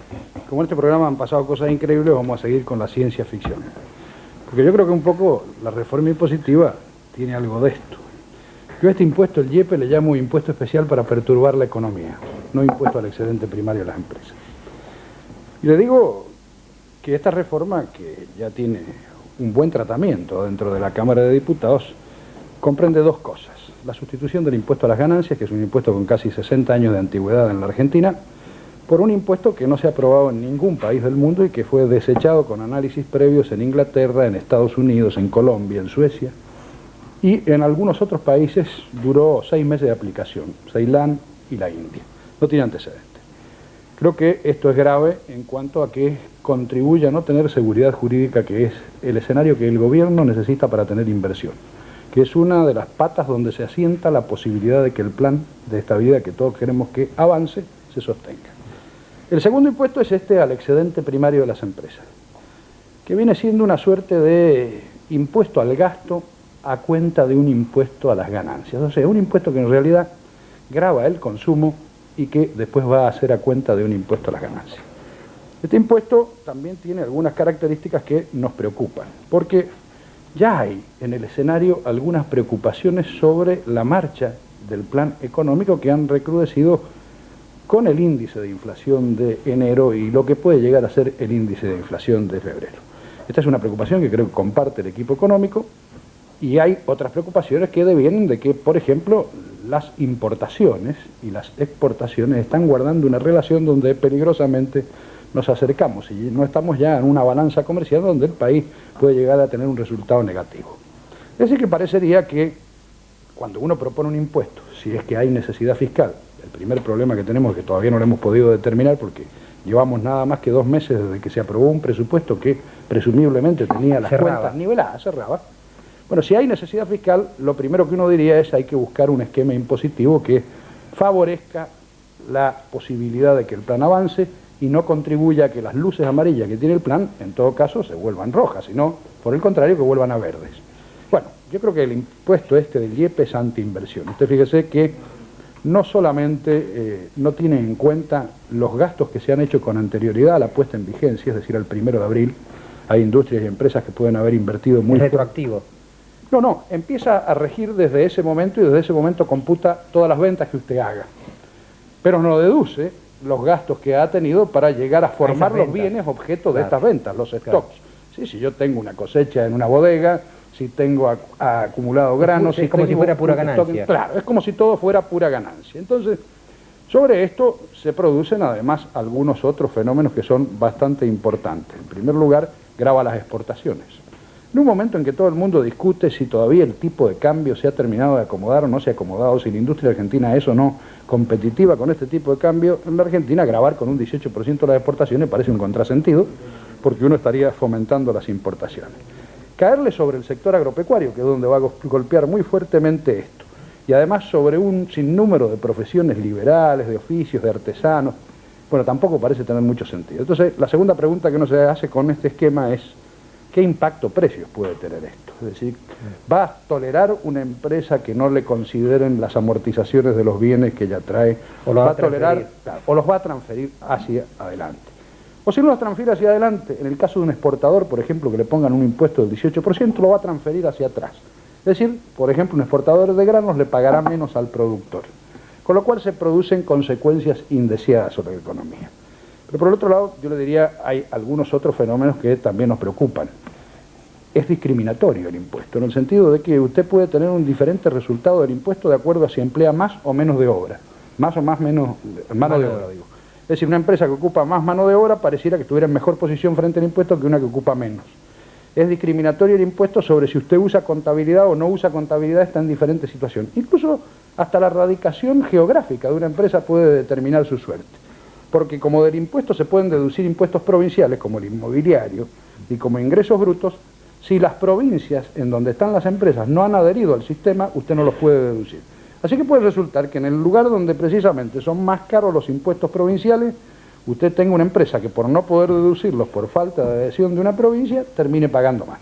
Lamberto, el diputado Oscar Lamberto, presidente de la Comisión de Presupuesto y Hacienda de la Cámara de Diputados, ¿un paso en falso? No, ¿qué paso en falso? Creo que estamos cambiando la historia impositiva del país, cambiando una de las tantas cosas que son injustas en la Argentina, como la distribución del ingreso.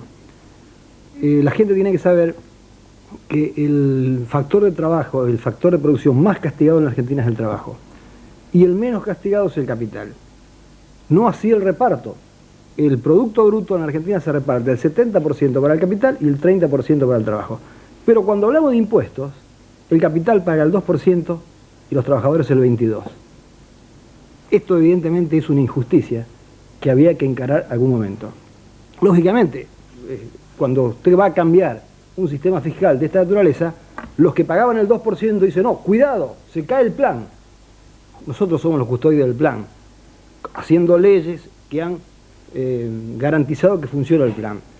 Nosotros somos los custodios de la caja, demostrando que estamos recaudando como no se recaudó nunca. Y no vamos a resignar a esto, porque vamos a hacer impuestos equitativos donde contribuyan todos los factores de la producción de igual manera, empezando por desgravar al trabajo. Si a mí me analizan el IEPE, aislado del sistema fiscal, y no dicen que no voy a cobrar más el impuesto a los cheques, que voy a bajar la tasa de los impuestos a los activos, que voy a eliminar los aportes patronales, entonces yo estoy dando competitividad a lo que me interesa exportar, el fruto del trabajo argentino. Este es el objetivo de la reforma. Este es el objetivo que sin duda tiene como marco el proyecto que envió el Poder Ejecutivo. Pero además pasó por el Congreso. En el Congreso pasaron cientos de entidades empresarias, entidades profesionales. Hubo críticas puntuales que defienden intereses, que son legítimos, y hubo críticas que apuntan a correcciones que hay que hacer al proyecto, que por eso pasa por el Congreso. Estas correcciones están siendo receptadas, tratando de darle la mayor equidad posible al proyecto, porque entendemos que es un muy buen proyecto y que en todo caso habrá que cambiar el color de la puerta, pero mantener la puerta, porque estamos haciendo un aporte tributario que va a ser muy significativo para la Argentina. No nos preocupan que 60 años de historia de un impuesto, que fue muy bueno para dar clase en la facultad, pero a la hora de recaudar, solamente lo pagaban los que estaban en relación de dependencia como trabajadores. Siempre se encontraban algún ardid técnico para no pagarlo, porque es un impuesto tan técnico que la forma de no pagarlo era el sistema, y que en la práctica ha contribuido con este sistema, que los pobres pagan impuestos, los ricos no pagan impuestos, se desalienta la inversión y se desalienta el trabajo. Al gravar el trabajo como fuente de los impuestos, hay 6 millones de trabajadores que aparecen como clandestino cuentapropistas, disfrazando su salario de servicios, y para esta gente nosotros proponemos concretamente una desgravación, un mínimo que los deje fuera del impuesto. Nos queda muy poco tiempo, pero no nos queda nada de tiempo, la verdad. Pero yo le pediría una cosa a usted, que Baglini, que es un hombre agudo, ¿no? Que diga cuál es el argumento que menos le convence de Lamberto. Y quizá Lamberto se lo pueda contestar, pero les pido un minuto a cada uno. El argumento que menos me convence es esto. Es decir, esto es un sistema sin antecedentes internacionales en todos los países. Dificulta nuestra integración con el resto del mundo. Los problemas que tuvo el impuesto a las ganancias están perfectamente detectados. Es la promoción industrial, es la acumulación de quebrantos por mecánicas impositivas y contables que podrían ser perfectamente despejables. Y creo que ya tuvimos una experiencia de alguna vez intentar reemplazar los aportes patronales para financiar el sistema previsional. El sistema fracasó y hubo que volver a reimplantarlo.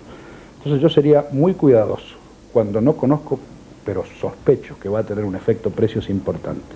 Cuando no conozco, pero sospecho que va a tener un efecto antiinversión importante, porque como ha dicho Lamberto, no escuchamos una sola voz que apoyara el impuesto, no solamente de los sectores, sino incluso de las cátedras universitarias, sino incluso de los sectores como la Asociación Argentina de Estudios Fiscales, es decir, de sectores desinteresados, que no están defendiendo su propio bolsillo. Un minuto.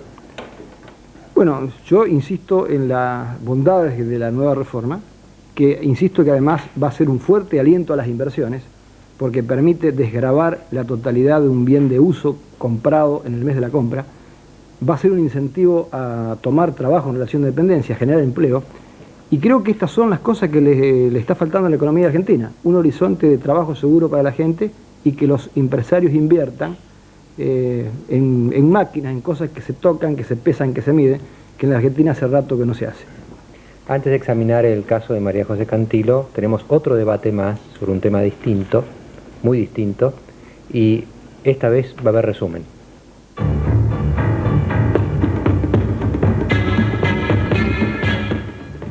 Bueno, ustedes saben que hace algunos años Enrique Medina, que está acá a mi derecha, publicó un libro llamado Las Tumbas. Entonces lo muestro acá.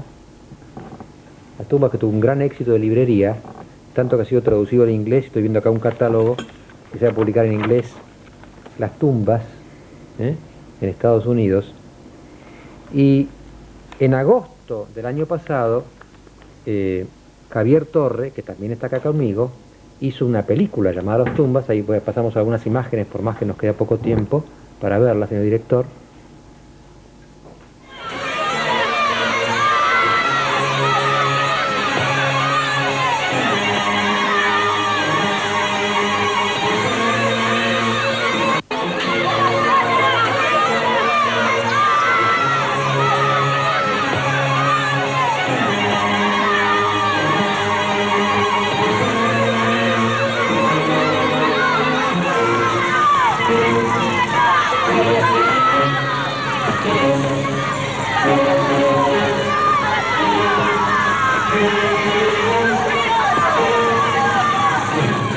Era un libro fuerte, es un libro fuerte, es una película fuerte, los dos tuvieron gran éxito.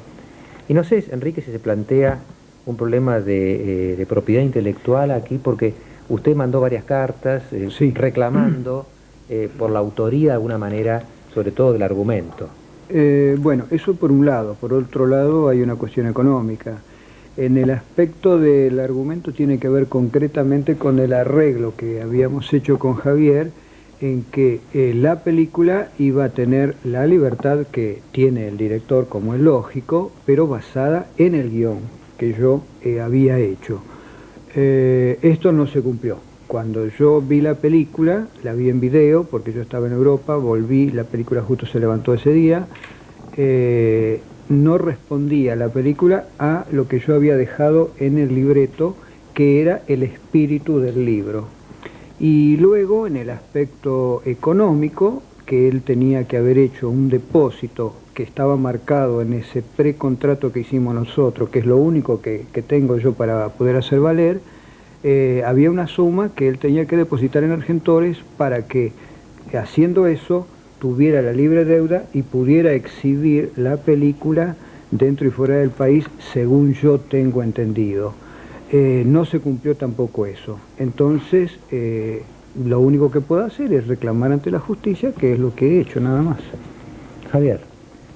Bueno, yo tengo un contrato, no un precontrato firmado con Enrique, a quien quiero mucho y siento una gran admiración por él como escritor.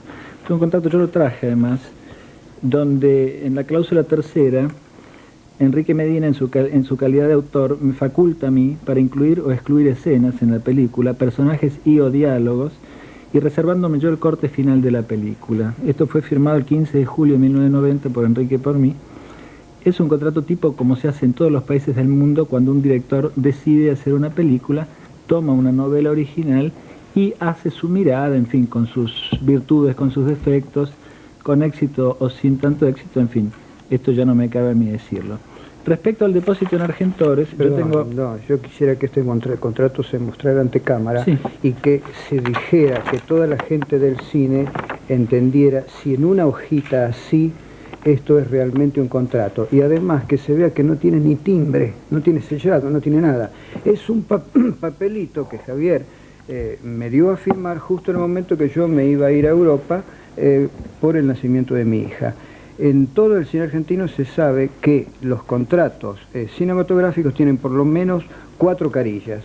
Habiendo yo hecho una película anteriormente que fue Perros de la Noche, y habiendo yo hecho un contrato por Argentores que tiene esa cantidad de páginas, que tiene infinidad de cláusulas, evidentemente no se puede entender que yo vaya a aceptar esto como un contrato. Él me lo pidió para que lo pudiera presentar ante el resto de los inversores.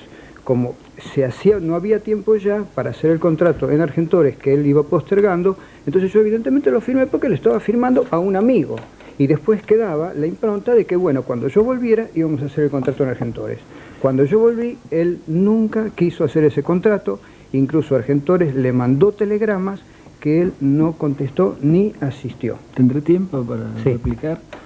En Francia, una hoja de una confitería firmada sirve como contrato. En Argentina, este papel tiene absoluta validez como contrato. Es un contrato hecho por el mejor abogado vinculado con la industria del cine, que es el doctor Julio Raffo, y es un contrato tipo que se usa previo al contrato en Argentores. Cuando yo quise depositar el dinero que a vos te correspondía en Argentores, cuyo abogado es tu abogado, esto es muy curioso, me impidió hacerlo, o era en su momento. Argentores me impide a mí depositar el dinero, entonces yo intimo a Argentores y le mando también un telegrama colacionado a Argentores donde le intimo a que me es rechazado el pago en Argentores y por tanto reitero mi interés en escribir este contrato, hecho al cual se niega la entidad asumiendo una actitud prejuiciosa, parcial e inadecuada. Le señalo que esta injusta negativa se debe a la gestión del letrado doctor Alberto Villalba, quien asume en el caso el doble carácter de abogado de Argentores y del propio Medina a título personal. En fin, todo esto es muy raro, yo no voy a hacer ningún tipo de prejuicio sobre qué significa. Pero usted esa suma, Torres, reconoce su deuda. Se le deposita a través de un estudio jurídico, por supuesto. Está La suma depositada. está depositada, está a disposición de él, la puede ir a cobrar cuando quiera. En ese momento me entero. Bueno. Algo bueno sale del bloque. Santa Fe 946, doctor Pedro Omar, hace tiempo tiene el dinero Pero a tu desde disposición. que se estrenó la película hasta ahora, Cuando ha lo que existido hicimos suficiente tiempo como para que yo me ese enterara día- de esto. Pero por favor, lo sabes muy bien, Enrique. No lo sé, no lo sé. Y sabes muy bien de esta intimación Argentores y sabes que esto es un contrato. Vamos a discutir. No es bueno, así, no es así, Javier. No digas cosas que no Bueno, corresponden. yo traigo Esto es un papeles. contrato de acuerdo a lo que nosotros en este momento tenemos como puente. Es decir, a mí también me sirve esta hojita porque si yo no tuviera ni esta hojita no podría ni presentarme a la justicia. Pero seamos honestos que no hay ningún contrato serio en la República Argentina que tenga estas cuatro pregunta. lo dirán los Si está la abogados. suma depositada, ¿usted la puede cobrar? ¿Se arregla el tema o no se arregla? Yo en este momento entregué todo esto al abogado. Yo no puedo en este momento jugar con una persona en quien tengo depositado toda mi confianza. Además yo en 2 días me tengo que ir del país también dentro de unos días. Entonces yo no hay no como puedo. yo lo quiero mucho, Enrique, pero hay una tendencia en él como a mostrarse damnificado, que yo no comparto. Es decir, yo creo que con una película tiene Damnificado, mucho éxito. no hay una sola Perdón, persona quiero- que haya salido del cine que haya dicho que esa película no solo refleja a la novela o es mejor. Al contrario, tú has dicho lo contrario. Es una película que a mí me perjudica notablemente. Bueno, pero estas son- y en lo son las concreto yo típicas- en este momento no he recibido un Estas- solo bueno, peso. porque no te has molestado en ir a cobrarlo y porque Argentores no te quiere ¿Cómo? defender ¿Y como los- corresponde, porque no acepta que se te pague. Hace 6 meses estamos tratando de pagar y no aceptan. Yo no tengo tiempo, pero lo que quiero decir de los dos es que los admiro a los dos. Admiro los libros de Enrique Medina, admiro las películas de Javier Torres. Y creo que en Y el quizá- fondo hay un problema muy serio y un debate que queda pendiente, que es el tema de quién es el dueño de una película, si el director o el autor del libro original. Y un tema que hace al libre soñar, al libre crear, a la libertad del hombre para generar sobre las ideas de otros nuevas, mejores y más eficaces ideas. Eso no está puesto en juicio, eso no está puesto en juicio. Está Parecería puesto, que no, sí. está puesto en juicio una persona que ha sido vulnerada en su trabajo creativo y en lo concreto que es lo material. De ningún modo, yo porque creí en siempre ha vos, habido, Javier, querido Enrique, yo un gran creí en vos, reconocimiento, Javier, pero es sí, que yo estás- creí que en vos, pero vos no me respondiste, fue al revés. Bueno, te respondí con más de 100.000 Por ahí se ponen de acuerdo. Se van a tomar un café, los dos son creadores, pero los creadores también son seres humanos. ¿Mm? Teníamos otro debate para hoy sobre este tema, que espero hacerlo el jueves que viene, sobre el cine, sobre el tema del cine, no sé qué opinarán ustedes, entre Guido Parisier y Marcelo Longobardi. Yo quería hacer otro porque son temas culturales, temas intelectuales, lo que dice Javier ahora, profundos. ¿De quién es una La producción? película es del director, no hay duda. La película es del director, el libro es del autor. Es histórico, hasta en Hollywood pasaba que los dueños o los autores de los libros originales siempre estaban insatisfechos. Y en Pues ese también los sentido han yo cambiado, respeto ¿no? esa No, pero insatisfacción. esto de es un Enrique. pacto distinto, no tiene nada que ver porque el guión mío está depositado en derechos Nos falta de autor Caso Cantilo y y nos sobre falta eso Vos se nunca basa me la entregaste. María José Cantilo, una cantante de rock, pasó por un momento muy feo y quizá también hizo cosas muy feas. Ese fue un momento feo. Juventud y de ayudar, o sea, a la gente a entender este proceso y a ser parte de él. ¿Cuántos chicos tenés? 4. ¿Qué edades? 10, 13, 15 y 18. No te quiero faltar el respeto, pero ¿estás consciente, convendría decirlo si esto fuera así, de que el ácido lisérgico destruiría la cabecita de estos 4 chicos? Sí. ¿Y sos mamá? Yo sé que quema las neuronas, que es algo irrecuperable y no quiero que ellos tengan ningún contacto. A lo mejor me atreví a prestar mi heladera, como dijo un colega suyo, en este momento, porque ellos están bien lejos, están a 1900 kilómetros de aquí. Yo quería un diálogo con María José Cantilo porque muchas veces el caso concreto enseña mucho más que las estadísticas. La persona, el conflicto, el problema. A último momento se arrepintió. Me mandó al abogado y ella está ahora escarcelada, lo cual ha dado, me parece, Horacio García Belsunce, que está conmigo, vos estudiaste el tema bien. ¿Estuvo bien que la escarcelaran? Mirá, yo no soy quien para decir si estuvo bien, pero nosotros tenemos un representante ante la justicia que es el fiscal. Y el fiscal de la causa, subrogante en este caso es el doctor Pablo Quiroga, inmediatamente apeló a la excarcelación fundamentalmente porque no coincide con la calificación del delito, ¿no? Él considera que la calificación debió ser comercio, igual que Corbera y que Lafleur, y no suministro gratuito. ¿Por qué considera que es así? Porque hay elementos en la causa, como por ejemplo desgrabaciones telefónicas, donde en algunas de las desgrabaciones telefónicas hace referencia a precio, porque en un momento en el procedimiento, cuando se hace el procedimiento policial en su casa, ella misma dice, y está en el expediente, en definitiva soy una dealer pequeña y lo hago por mis hijos. Dealer significa vendedor. Después por la cantidad de elementos además que tenía, las 28 dosis de LSD, tenía 15 ravioles de cocaína, tenía 350 gramos de marihuana, un tupper con marihuana. Y después otra cosa curiosa, para el fiscal también, es que tenía todos los elementos necesarios para fraccionar y para cortar los estupefacientes. Entonces esto hace que el fiscal entienda que es más cercano al delito de comercio que al de suministro gratuito.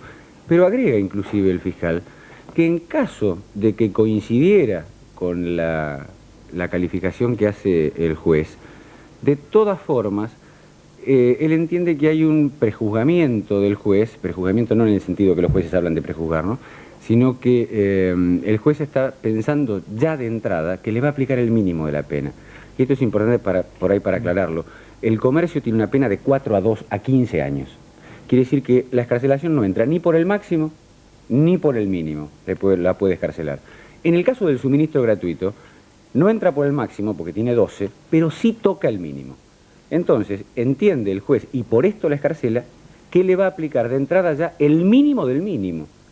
Y el fiscal, el doctor Quiroga, entiende que tratándose de una cantante conocida de rock, esto le da un mayor grado de responsabilidad en función de los fans y de los seguidores, porque puede producir conductas imitativas. O sea que, aunque coincidiera con el suministro gratuito, igual el fiscal, que es nuestro representante ante la justicia, repito, hubiera apelado a esta excarcelación. Yo creo que esto se resuelve en 40 días por la Cámara, tiene 40 días hábiles para resolverlo, creo que puede cambiar la situación de María José Cantilo. Sí. Yo espero que antes de ir presa venga acá al programa, porque estos temas tienen que aleccionar a la gente y aleccionar a la juventud.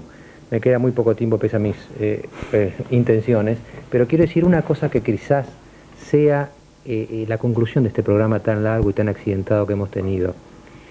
A mí me parece que cuando el presidente Menem lo nombró Armando Gostanián, asesor, confundió lo público con lo privado. Esto fue claro. Yo creo que el presidente tiene todo el derecho de tener todos los amigos que quiera. Me parece que todos tenemos ese derecho, es un derecho que desde el ciudadano más humilde hasta el presidente de la nación tiene. Lo que no se puede es confundir lo privado, el amigo con el cual uno conversa, con lo público, darle funciones públicas al amigo porque es amigo. Esto es lo que nosotros no queremos ver más en la Argentina. Y creo que el presidente, me parece, que va a recapacitar en sentido. Lo tendría que haber hecho Gostanián, porque me parece que él también tendría que distinguir lo público y lo privado. Él, en cuanto privado, tiene todo el derecho de ser amigo de Menem. En cuanto público, tiene que darse cuenta que le está haciendo daño político. Y como amigo, debe retirar esa presencia para que el presidente no sufra indirectamente un daño público. Y lo último, otra vez lo público y lo privado. Aerolíneas Argentinas es una empresa privada, antes era una empresa del Estado. Su responsabilidad pública es la misma. Es decir, yo soy privado, o a lo mejor estoy en un canal público, pero lo que hago es público. Cuando esté en Canal 9 voy a seguir haciendo algo público. Es decir, las compañías privadas en esta etapa de privatizaciones de la Argentina tienen obligaciones públicas. Hay gente que ha muerto, hay gente que está enferma, el vuelo tenía conexiones con Canadá, con Japón. ¿Hasta dónde llegó el virus? Eso es público. Me parece que en la Argentina vamos a tener que empezar a hacer con mucho cuidado y muy prolijamente la distinción entre lo privado y lo público. Hombres públicos como Menem o sus amigos no pueden confundir lo público con lo privado. Lo privado es privado. Y los que somos privados no podemos ignorar nuestras responsabilidades públicas, seamos una compañía de aviación o seamos periodistas. Para decirlo con frase teológica, cuando nos juzguen, nos van a hacer dos preguntas. ¿Cómo fuiste con tu familia y tus amigos? ¿Y cómo fuiste con tu país? Y nos pueden condenar por cualquiera de las dos. Hasta el jueves.